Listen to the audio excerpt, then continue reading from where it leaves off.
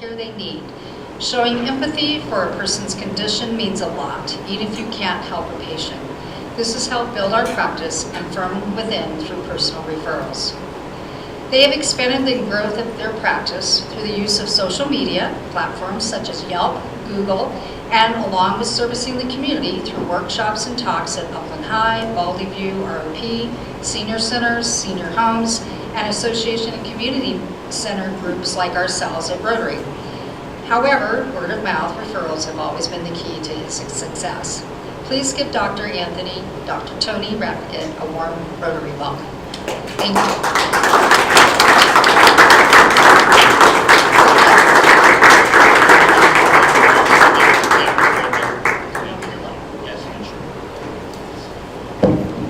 Thank you for having me, first of all. And the biggest thing when I talk about is posture, staying healthy, things like that. That's my key.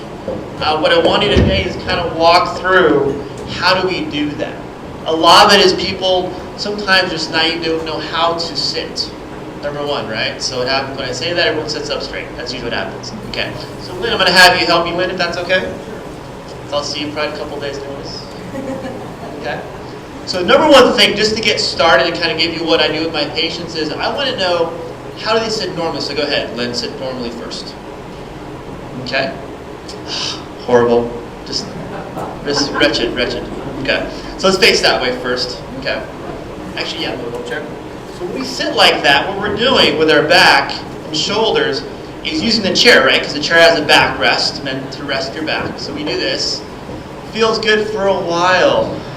The problem with that, it promotes your posture doing this over time and doing this over time. So what I tell my patients to start doing, sitting for especially a long period of time, is how do you sit in the front of the chair with your feet in the front, here or your tush in the very front of the chair, bring your knees underneath you, and at that point, let your feet come behind you. If you have a chair like this where there's a bracket, so you sit more upright here, instead of sitting like this. Okay, because how much do we sit per day on average, you think? A lot, right? Sometimes 7-8 hours if you drive as the patients who drive the Long Beach every day for work, that seems like insane. But driving to work sitting in a chair for 7-8 hours sometimes and doing it again on the way home, it's crazy. So how do we do things that are better for our body here instead of sitting like this? So what I did is Scott hand out for me what it is. If you want to give me your email, I can send you an actual video on how to sit, how to stand. We'll walk about probably 4 after an exercise with you 4 or 5, and how to get your body to get stronger here. All right? Lynn, does that feel better this way, or does it feel better this way?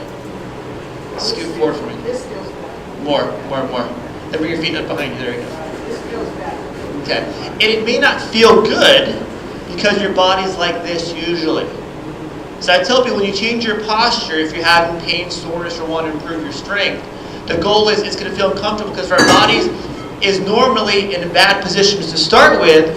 We have to feel uncomfortable to get there, and then once we get there, that becomes your new position, and you can maintain it on your own. All right? Thank you, Lynn. Appreciate it.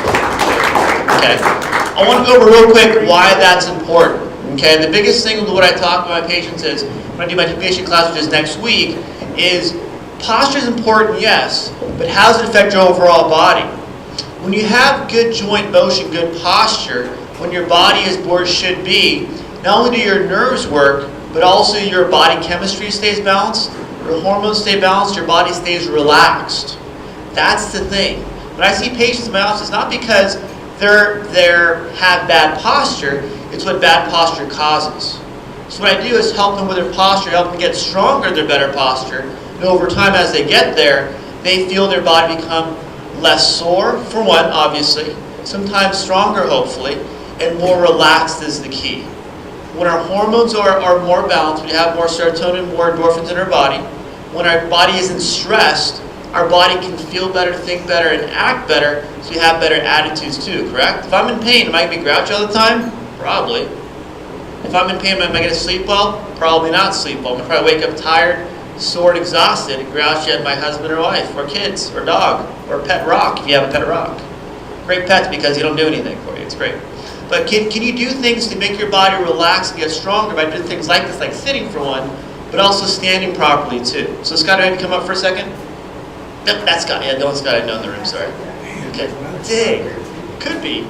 So I'm gonna have you stand up normally. If you want, you can do push-ups if you want. You can do like plank if you want to. Right there. Okay, just relaxed posture, right? That's pretty good posture. Okay.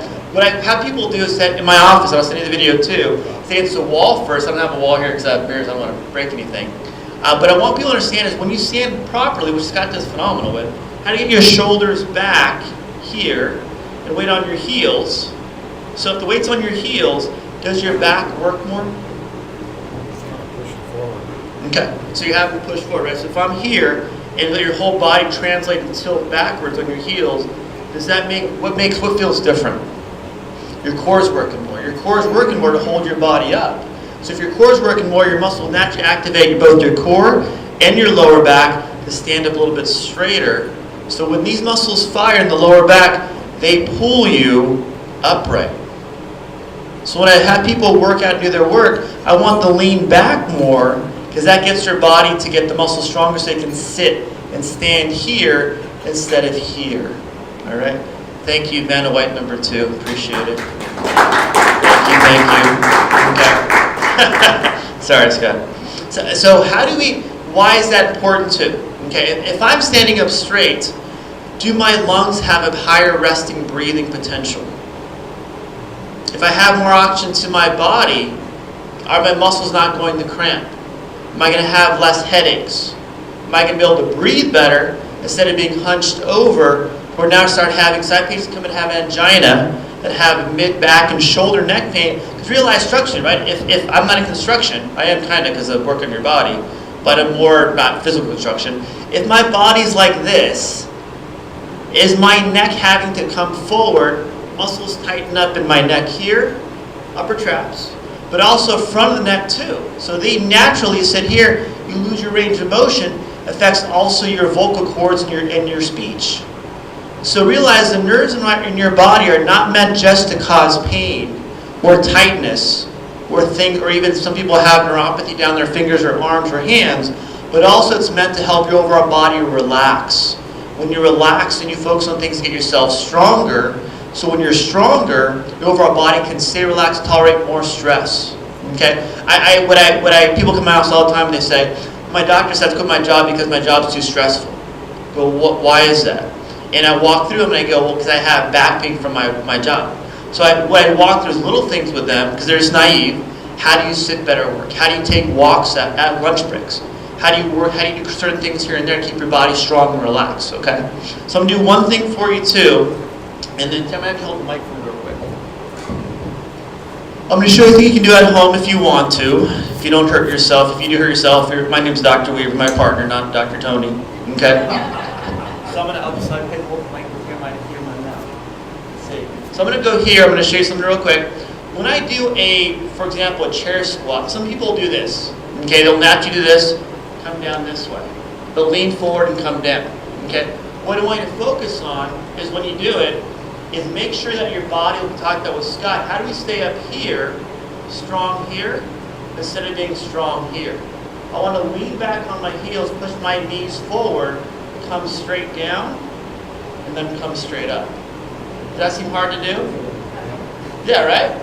So use the chair to start with, body back here, head up, push your body forward, and only come down comfortable. So you're comfortable right here, start there. Bend your knees, hold it for a second, come here. So when you're doing this, you'll get your lower back to fire.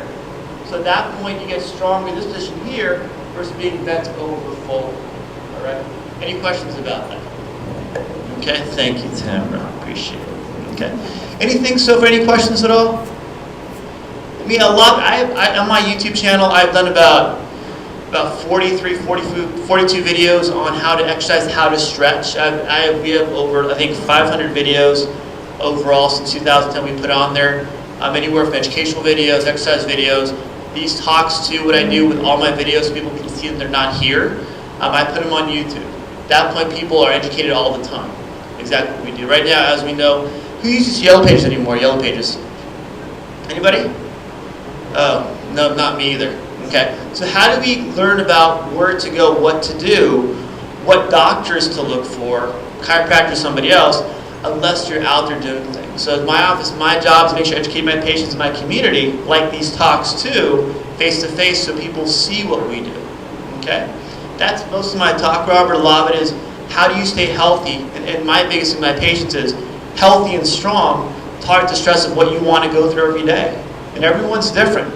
So some people you have to do more, some people have to do less. But what's enough for you to start your habits of daily, and I say daily because we're out of bed every day. How do you daily stretch and strengthen to keep your body healthy and strong to tolerate more stress?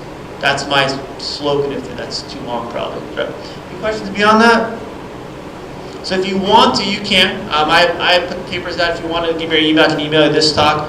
And I think we talked about 3 or 4 exercises. I'm going to give some other ones too. And really keep yourself strong and healthy. All right, that's it.